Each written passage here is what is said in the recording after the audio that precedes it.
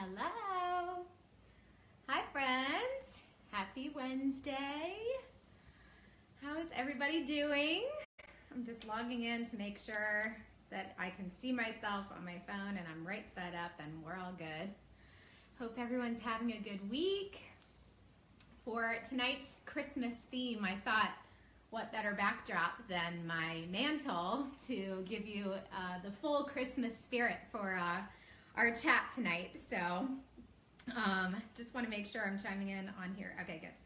I'm good to go on that. Let me throw my phone. I've kind of rearranged my whole family room right now to have a tripod and everything set up. So hope everyone's having a great day. It is cold today. It was like 65 degrees yesterday. So I'm going a little casual tonight. Oversized, comfy sweatshirt. So I hope you guys are snuggled up on a couch somewhere and doing the same. So I was up late last night. For me, it was late. It was up till midnight with some neighborhood girlfriends playing bunco, although we didn't play bunco.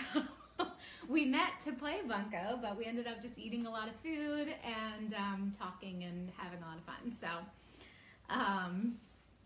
this Christmas, I am hosting Christmas this year, which my parents have hosted my entire life. So for the first time ever in 30 years, my husband and I are going to host, so no pressure.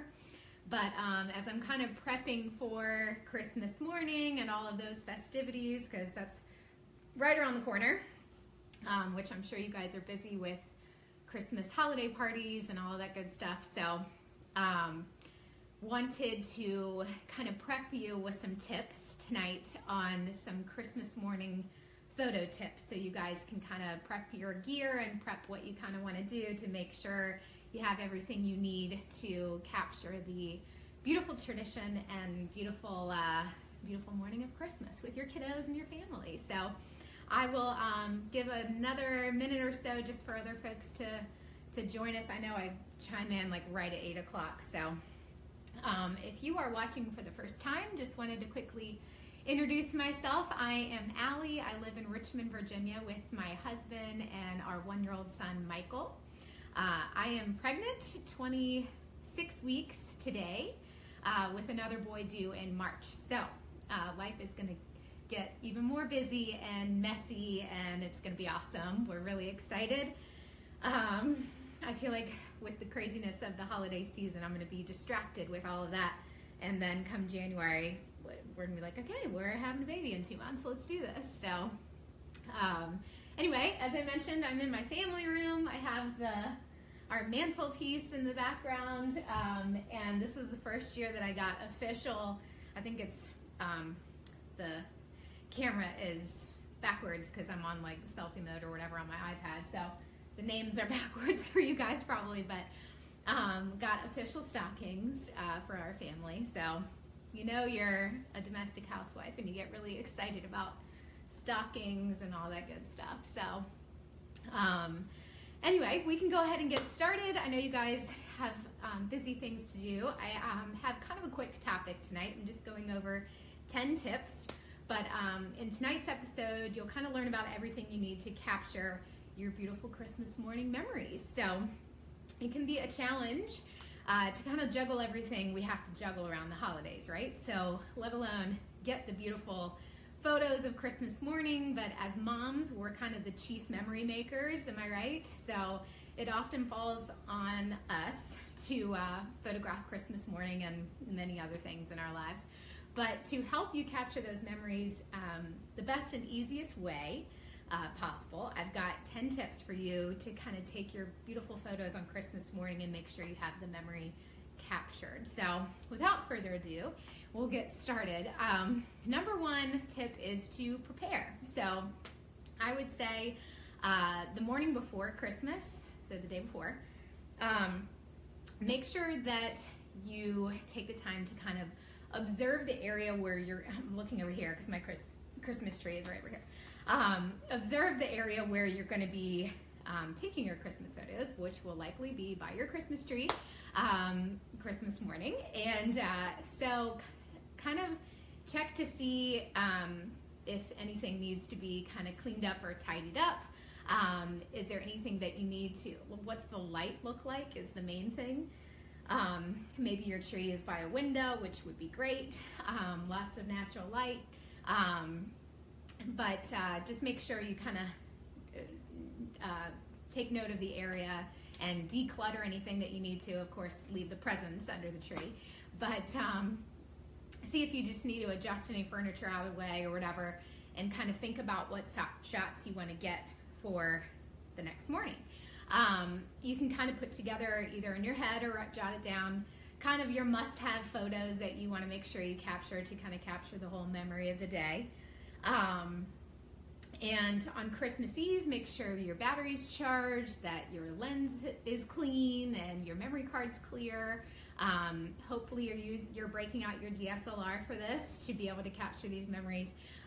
But if you're using your phone, make sure you kind of clear your phone, you charge your phone, and all of that good stuff. So number 2, if you are using your DSLR, which I hope you are, choose a wide-angle lens. Whether it's, you might have gotten a kit lens depending on what kind of camera you have. But with a wide-angle lens, if you can, try and get like a 24 millimeter, or don't buy a lens for Christmas morning photos. This is if you already have one. Hi, Jennifer. So use more of a wide-angle lens, so ideally in like the 24, 28 millimeter range. 35 is great, or if you have the nifty 50, which I've talked about in the past, that could work as well, depending on the size of your room that you're in. But these are great storytelling lenses. So they'll kind of help capture the whole chaotic craziness of Christmas morning and the whole scene as it unravels, and will allow you to really get closer if you need to be. The lenses I just mentioned are called prime lenses, so you can't actually zoom in and out on the camera. You actually have to move your feet to zoom in and out, so just keep that in mind. But a good wide-angle lens, or zoomed all the way out, whichever camera or phone or whatever you're using, would be a good tip to be able to get all of it, all of the action. Let me just flip my notes here. All right, the next step would be to check your settings. So set your white balance. If you're using your DSLR, set your white balance before you get started shooting. So this is where step 1 can kind of come into play with preparing the morning before, and kind of see what the light looks like. Obviously it could change if the weather changes or whatever. But you can kind of practice a few mornings before and just make sure you get it right. If you're using Kelvin for white balance, or a gray card, or an Expo disc, if all of that sounds like complete gibberish to you, that's okay. You can use your auto white balance if you need to. I would just make sure natural light, which we're going to talk about next, is your friend. So if you have to turn on lights around you to kind of illuminate the area that you're going to be shooting, go ahead and do that. But do that as kind of your last resort before using your flash. Because using your flash, as you can imagine, kind of interrupts the what's the word I'm thinking of? The moment, you know, if you have a big paparazzi flash in your face, you'll kind of get those red eyes, and then it kind of just blows out your image altogether. So would just suggest trying to be by window light. And as far, hi Terry. Hi Sarah. Okay, good. So everybody's chiming in now. Sorry. So we're on step number 3. But also I would mention, so I mentioned white balance.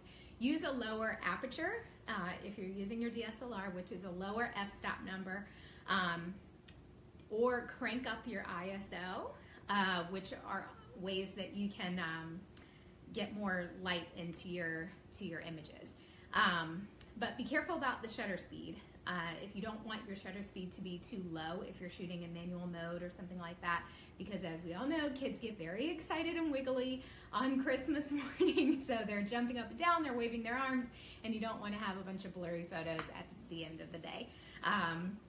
So I would suggest, if you are shooting in a way that you're manually adjusting your shutter speed, don't drop below 1/200th of a second if you can help it.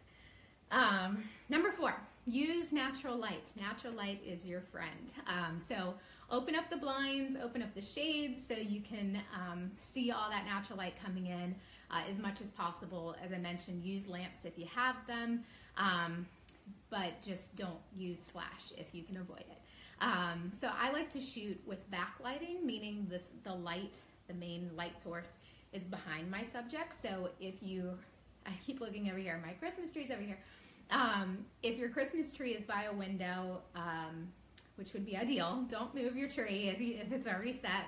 Plan for next year. But having the window behind your subject, so it kind of helps illuminate and light the image up and light up your subject. But if kiddos are up before sunrise, stall them. So I know they'll try to get up early, like 5 a.m. and want to run downstairs. Try and think of a fun activity in advance. You have some time to think about this. That'll keep them busy and distracted upstairs. Sunrise, if you're in Richmond, is going to be at 7:20 in the morning on Christmas morning. So hopefully you can stall them around that time, just because taking photos with zero natural light will produce more of that grainy, blurry photos, and you'll kind of have that artificial yellow look to your images from lamps and everything. So just keep that in mind. The fifth tip, tell a story. So don't get wrapped up, obviously, of having too much perfection with these photos, because you don't want another thing to stress about, right? So just think about it as you're telling a story that morning. So the story of your kids might begin with the night before, with cookies for Santa, reading the night before Christmas, kind of position yourself so that you can capture them coming down the stairs as they kind of turn the corner to see their presents from Santa. Document family expressions, Christmas morning, what Christmas morning means with your family. So use a tripod and put your camera on time lapse is another suggestion, so you can actually be in these photos and videos and be part of the experience as well. We'll talk a little bit more about that in a minute. But as far as these photos go, obviously a lot of them are going to be more candid, spontaneous moments, as they should be. But for some must-have shots that I mentioned earlier that just be thinking about in your head, just to be keeping in mind while you're capturing the morning. Let me just flip this here. So as far as your kiddos and little feet that are coming down the stairs, you can kind of peek through, depending how your stairs are set up, like them peeking through the banister or whatever, to take a peek at the presents.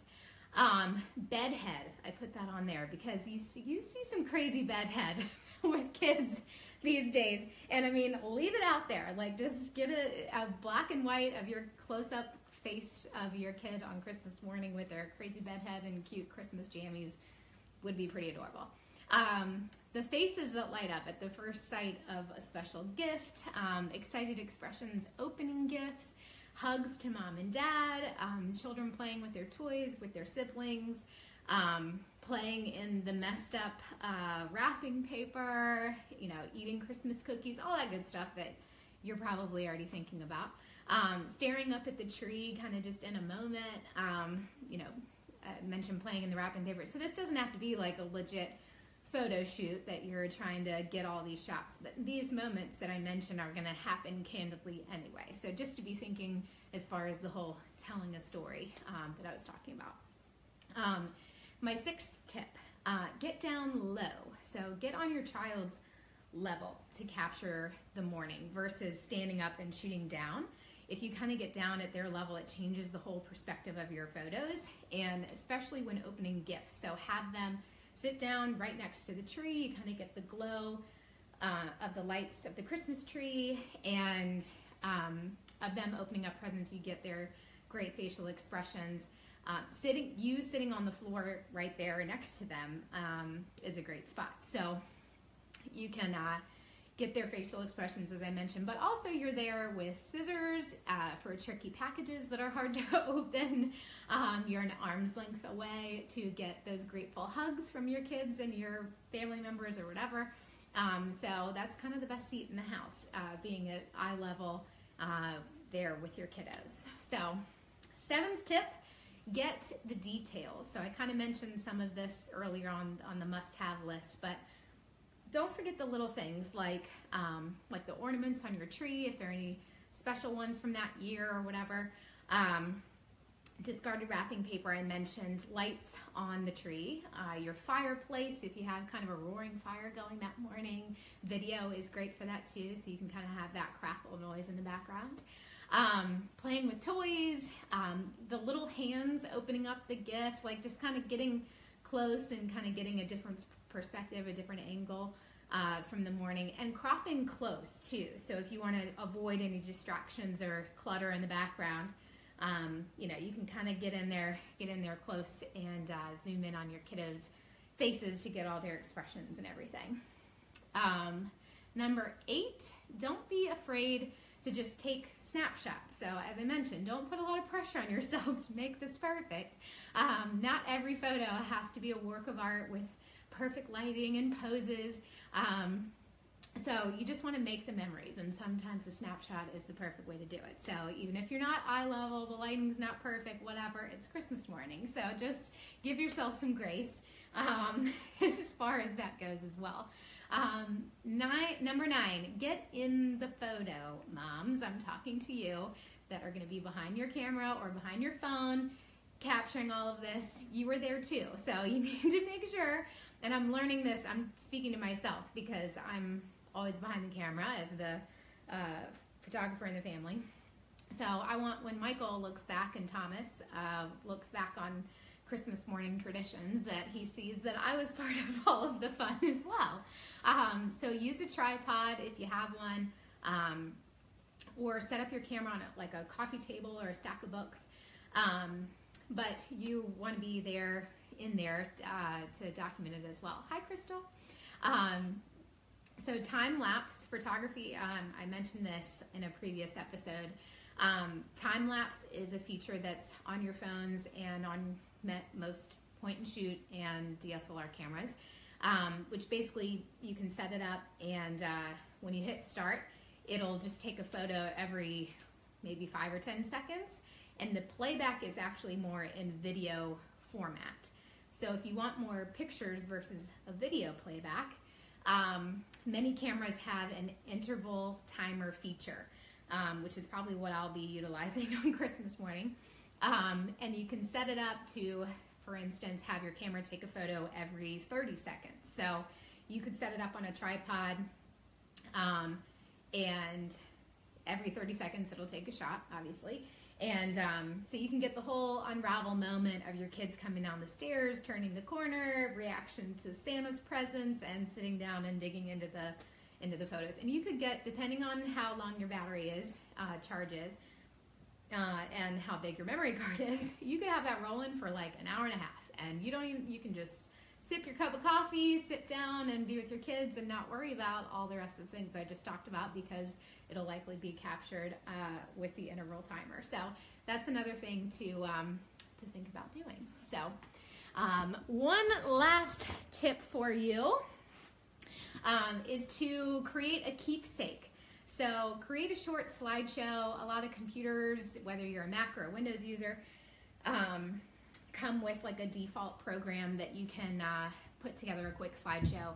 I started doing this like 2 years ago or something, and it's just a quick like highlight reel of the day, and it's always fun to kind of look back on. You can, as a kind of a tradition, you can be looking at, watch the video from like a previous year on Christmas Eve or something to get everybody pumped up and excited for the next day.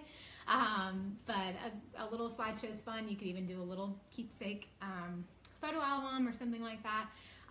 Layout is a great app on your phone or your iPad that kind of helps do a collage of photos, so you can post one on Instagram or Facebook and connect it to chat books if you have that set up. So that kind of has one collage picture to go in your little photo album book. So that's another idea.